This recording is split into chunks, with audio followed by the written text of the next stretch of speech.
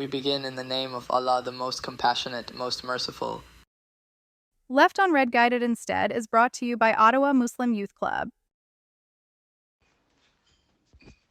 Assalamu alaikum. Welcome to today's episode of Left on Red, Guided Instead. I would love it if each of you shared this episode or your favorite episode to one family member or friend, as this helps us grow as a family and expand to all of our community. In today's episode, we'll be exploring a question that has challenged believers and thinkers for centuries: the problem of evil. Why does suffering exist, and how do we reconcile pain and hardship with faith in a merciful God? Join us as we unpack this profound topic and search for wisdom, perspective, and guidance. Left on Red. Got it instead. Assalamu alaikum, everyone. My name is Mustafa. And my name's Ishan. And we're here with Alicia. Assalamu alaikum. And a very special guest, our very esteemed scholar, Sayyid Ammar. Well said. Assalamu alaikum. Walaikum assalam. Very esteemed. Tell me, what's going on today? So today we're going to be talking about the problem of evil and why suffering exists in a whole. Here, I'll start this one off. I feel like I'm just trying to ask you a specific question. Why does suffering exist in Islam for the people that don't deserve it? Sure. The people that don't deserve anything. Tough question, bro. Tough question. There are certain parts of that question I can answer, and there's others I've got to trust the Lord's plan. First and foremost, I ask you a question. Yep. Would you agree with me that there's a lot more blessings in this world than there are calamities? The fact that you've got eyesight, you've got hearing, you've got vision, you're able to walk. But then there's also so many people that don't have those abilities. How many things would you say, are there more blessings or are there more calamities when you're walking on a regular day in Ottawa's High Street? 60-40. Well done.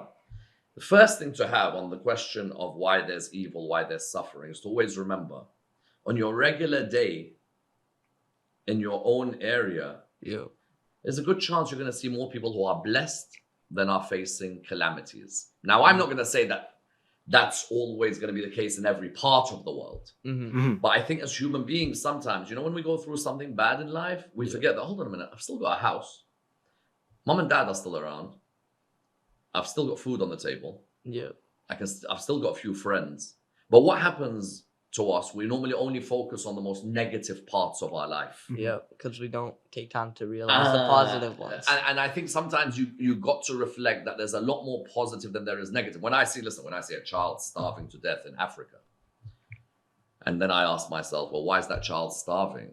The second point that you always have to raise in this discussion is that child starving because of God? Or is that child starving because of some oppression that's taken place where the government may have stolen the money that should have gone to that child? True? Because sometimes the first port of call is to always say, where's God? God's like, listen, look how much money you guys have in your governments. If only a few of you are going to steal all of it, then the innocent people who deserve the share of it, it's completely gone. You know? So I think, unfortunately, corruption has led to a lot of people suffering.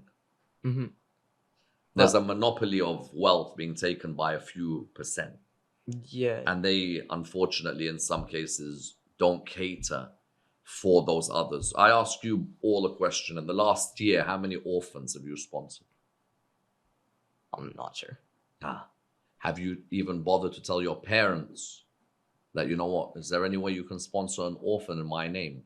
So if a person sees an orphan who's suffering, their mom and dad have died, let's say, There's a child in Iraq, for example, the mom and dad have died. If we don't all, on an individual level, make an effort to try and alleviate their suffering, then at the end, I can't say, God, why are you not doing it? God's like, hold on a minute, you spent that on a PS what? I'm not saying spending it on a PS whatever is wrong. But if you're going to spend it on all those games and downloading all those things, why couldn't you use some of that money to make someone's life better? So really part of the problem comes back to us as well. That we could have helped people and make their lives better, but we're more concerned sometimes on an individual level that I just want my life to be the best life. What do you think, Alicia? I agree with what you have to say.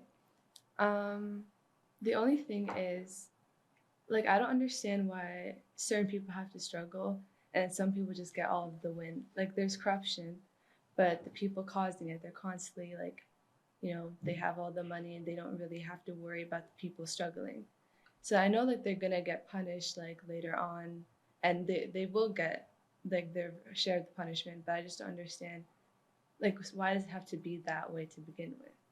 Well, I think there are a lot of people who may have oppressed people and ended up having the most or the biggest psychological issues. That's There are certain people who have got all the money in the world commit suicide. yeah. And I sometimes think that, you sometimes see someone like living the best life and you're like, how comes they're living the best life? And you don't realize that person goes home, they're the most depressed person you'll ever see. Yeah. And I see where you're coming from, that sometimes you're like, what, if this person has hurt others? We always see in most people in history, Pharaoh, Abu Jahl, Yazid, they all ended up with the most humbling deaths. Yeah.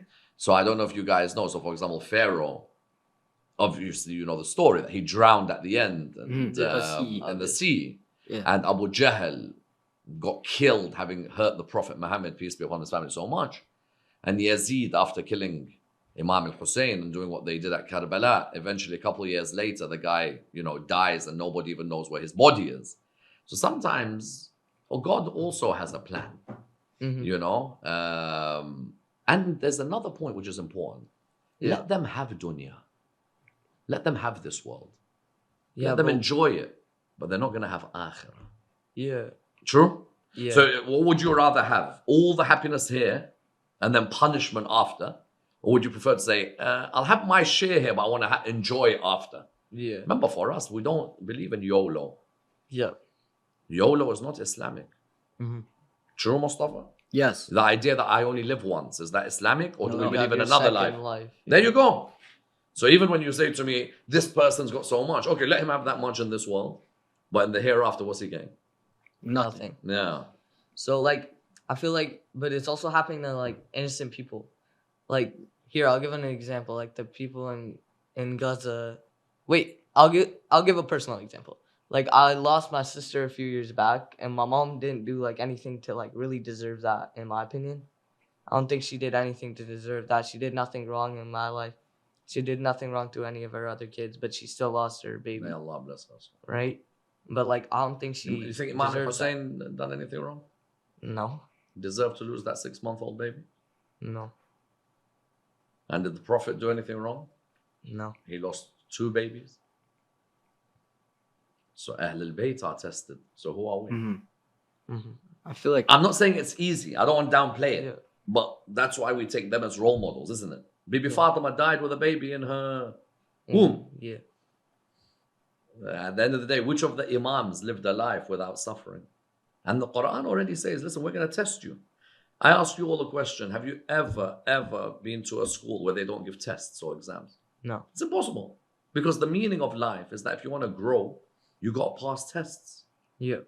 Imagine now I come and tell you, Ishan, be patient. Or I told mom, be patient. And mom was like, what do you mean? And then when she experienced what she experienced, she's like, now I know the taste of patience. Yeah. Now I'm going to be, anything that's going to affect me, I'm going to be like, I've been through worse than this. Do you see what I'm saying? Because you've been through a calamity. If there's something that affects her one day, she'll be like, I've seen worse than this. I can handle this. I'm strong enough now because I went through a test. Yeah.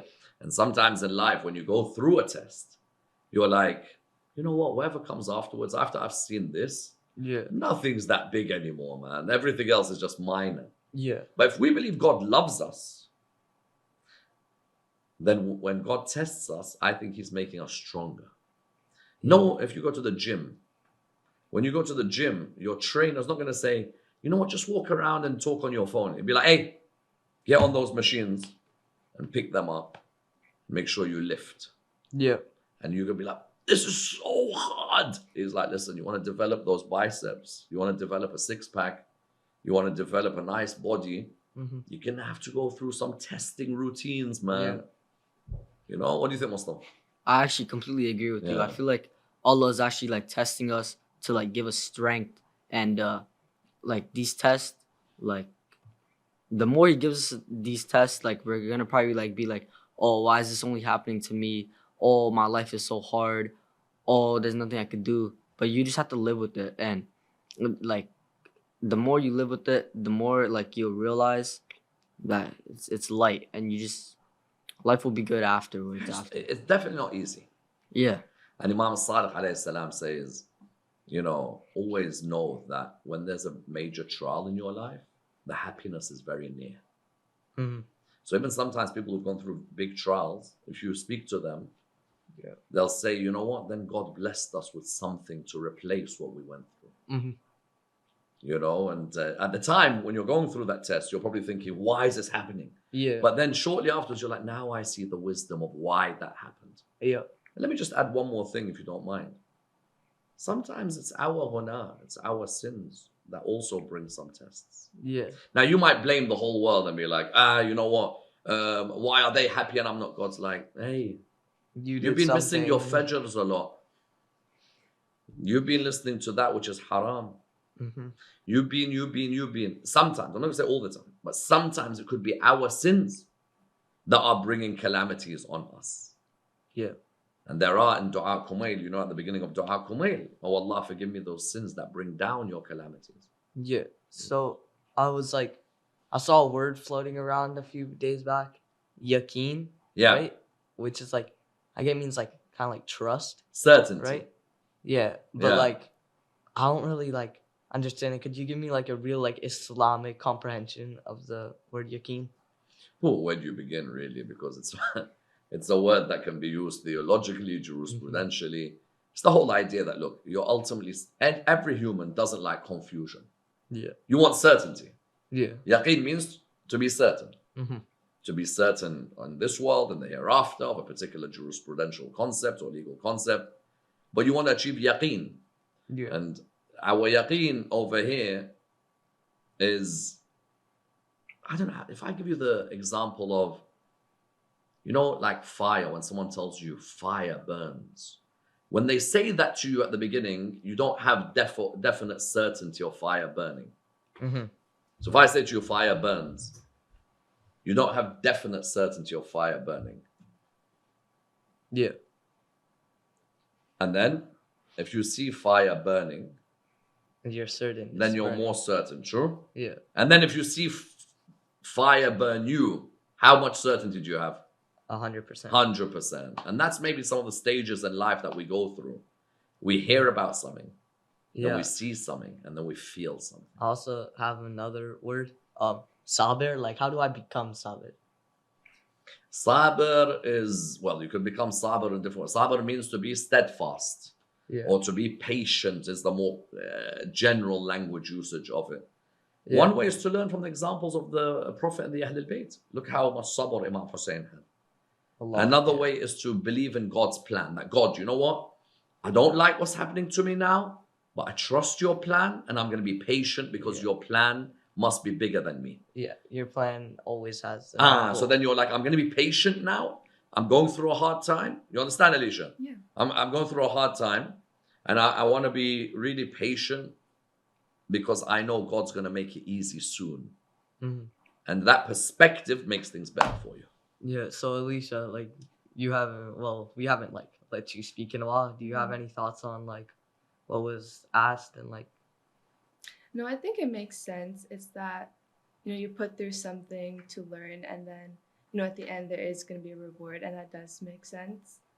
I think the only thing with that is patience, Mm-hmm. and to like during that time period to trust the process and Lovely. not like break away, to like still stay close with Allah, do your prayers, and in that time like not get upset and stop praying or giving charity, and still stay strong with your faith. Lovely. Because I think that's the hardest challenge that comes with challenges, is that you're going through something and you're so busy feeling bad for yourself, you don't really want to make the efforts to like then see the reward at the end. Oh yeah, I know people, Alicia, really, really fine points you make. I know people who, when things are going bad in life, they're like, I'm not praying namaz. Say, why? I say, I'm just not doing it. On the contrary, when things are going bad, that's when you should be like, you know what, God, I should probably. I should probably pray. Yeah. But there are people who are like, you know what, where's God? Yeah. Yeah, where is he? He didn't do nothing for me. If I'm he's not praying. helping me, If I'm not helping him, I'm not going to pray. Exactly. Whereas the biggest test for you is if God maybe takes something away from you, can you reach a level where you're still grateful? Yeah. Because if God took away, for example, my house, I've still got my mom, I still got my dad, I still got my family, my friends, my health, my community, my car, my whatever. There's So actually, I've always got a something- lot more There's going always for me. something to Always be something. grateful. Yeah, yeah. Exactly. God doesn't oppress as well. This is the final point I think we make. God doesn't oppress. Why? Because one of the things which makes someone oppress someone is because they want something so badly, they can't get it. So they oppress you to get it. And God can have everything. Yeah. So why would God, for example, sometimes people say, why did God make these people suffer? You're like, hey, guys, God's got everything. You deserved it. Sometimes you deserve it. Sometimes it's a trial. Yeah. Lovely. Yes. Enjoyed All it. right. Well done, guys. Yeah, Of course. I completely agree with all these statements, and I would like to give a conclusion. So, with all this information that is given, we know if you make mistakes, you're supposed to stick with your faith. You stay with Islam, Yeah. and you follow Allah, of course. Have patience, because everything. will Patience add up. is key. Yeah. It's crucial. But listen, if let's say you're getting tested, right? And you say, "Oh, I'm not gonna do this anymore because Allah, since He's ruining my life, now I'm not gonna pray anymore." Ha ha. Then you're gonna get punished even more. Yeah. So You're not getting back at Allah. Like, exactly. This He won't isn't care. this isn't like throwing hands or whatever. You're like, it's just gonna keep happening. Mhm. That's why you stay strong with your faith. You stay strong with Allah. Pray 5 times a day, and of course you'll be rewarded and guided. But you'll still be tested. But either way, Well done. you'll be good. Yeah. All right. Of course. So I'd like to give a thank you to Alicia and Syed Ammar. Thanks, thank man. you. Pleasure, Welcome. pleasure, Thank you for pleasure, coming. pleasure, Thank you. pleasure, pleasure. And yes, that concludes our podcast. Left on Red. Got it instead.